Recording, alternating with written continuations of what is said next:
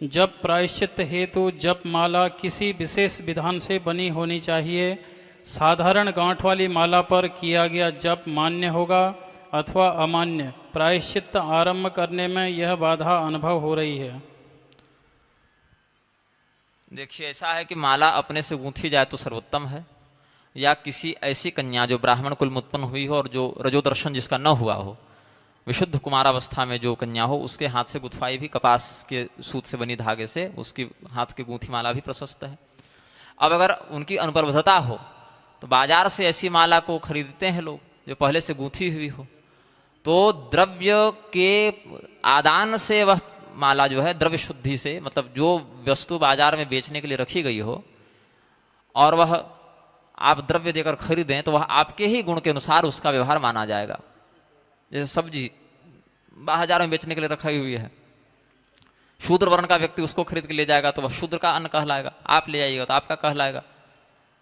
कोई अगर उसमें मांसाहार पका ले तो भी वो उसके गुण को धारण करेगा, आप शाकाहार पका लें तो आपके गुण को धारण करेगा। क्यों? पैसे को देने से आपने उसको खरीद लिया तो वह द्रव्य शुद्धि के माध्यम से उसको आपने अधिकृत किया है, इसीलिए वह आपके गुण को धारण करे।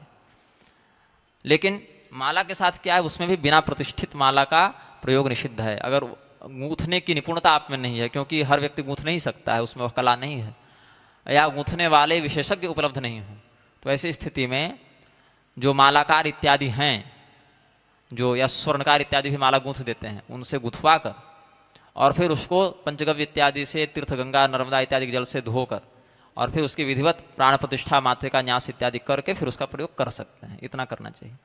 और एक विष्णु संहिता का वचन मैं आपको और बता देता हूँ। रत्न लोह शिला धातु मृत काष्ठा लेख्य भेदतः प्रतिभा सप्तभाग्य या निर्दोषा रत्न लोहजा। उसमें 7 प्रकार की प्रतिमा विष्णु संहिता में बताई गई है, जिसमें मनोमयी का वर्णन नहीं है। मनोमयी तो मानसिक हो गई, तो उसको हटा दें तो 7 ही प्रकार की प्रतिमा बचती है। और अलग अलग काम में भी अलग अलग धातु की प्रतिमा का वर्णन है। शिलाबिंबम दारुबिंबम स्वगृहे नारचेत बुधः, पत्थर से बनी प्रतिमा और लकड़ी की बनी प्रतिमा को घर में पूजित न करे। अब पत्थर से बनी प्रतिमा से मतलब शिवलिंग इत्यादि, शालग्राम इत्यादि का निषेध नहीं है, वो तो स्वाभाविक पाषाण रूप में है। क्यों? और लोहे की प्रतिमा पिशाचों के वशीकरण में काम आती है, इसीलिए मना है। उच्चाटन करने वाले काम में कांसे की प्रतिमा, त्रिलोह से युक्त प्रतिमा शत्रु के विजय में, शीशे से बनी कांच की प्रतिमा का निषेध है, कांच की बनी प्रतिमा का पूजन करने से रोग होते हैं। रत्न से जो प्रतिमा बनाई जाए या स्फटिक इत्यादि पत्थर से जो बनाई जाए, पत्थर मतलब स्फटिक इत्यादि ग्राह्य है, उसमें उसको रत्न कोटि में गिनते हैं ना। पत्थर भी रत्न का रूप धारण कर लेते हैं विशेष तेजस्वी होकर। माणिक्य क्या है? पत्थर ही तो है, स्फटिक पत्थर है लेकिन तेजस्वी है, बहुमूल्य है, इसीलिए वह ग्राह्य है। तो स्फटिक इत्यादि से सौम्य भाव से जो प्रतिमा बनाई जाती है वह व्यक्ति को सर्व अभिष्ट फल प्रदान करती है।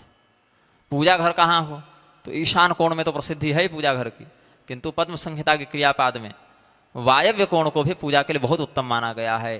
पूजा स्थानम गृहस्योक्तम मारुत्याम दिशि नान्यथा अर्चयेत भवनेश्वरचाम यजमानो यथोदिता, विशेष करके विष्णु भगवान के पूजन में। तो ईशान कोण में अगर किसी को अपने घर में पूजा घर बनाने में असुविधा हो या दिक्कत आवे तो वायव्य कोण का आश्रय लेकर, मतलब उत्तर के ऊपर है ईशान और उत्तर के नीचे है वायव्य। पूर्व और उत्तर का कोण हो गया ईशान और पश्चिम और उत्तर का कोण हो गया वायव्य, तो वहाँ भी पूजा का कक्ष बना सकते हैं। इसमें विशेष करके जो ब्राह्मण हैं, क्षत्रिय हैं और वैश्य हैं, उनको सोने या चांदी की बनी प्रतिमा का पूजन करना ज़्यादा प्रशस्त है, अगर समर्थ है। अब समर्थ नहीं है तब तो अलग बात है, लेकिन समर्थ हो तो सोने या चांदी की प्रतिमा का वह पूजन में प्रयोग करें। शूद्र वर्ण के व्यक्ति लोहे में और कुछ अन्य धातु मिलाकर, विशुद्ध लोहा तो न करें, विशुद्ध लोहे की प्रतिमा जो है वह पिशाच इत्यादि को आकृष्ट करती है, आकर्षित करती है। तो त्रिलोह का या पंचलोह का प्रयोग करते हुए उसमें कांसा पीतल सब मिला दें, लोहे का प्रयोग, जस्ता इत्यादि का भी प्रयोग कर सकते हैं, इस प्रकार से बनाएं। और पीतल की प्रतिमा जो है उसमें कोई दोष नहीं है, तांबे की प्रतिमा में भी दोष नहीं है। आर कूटमयी यदवा यदवा ताम्रमयी भवेत।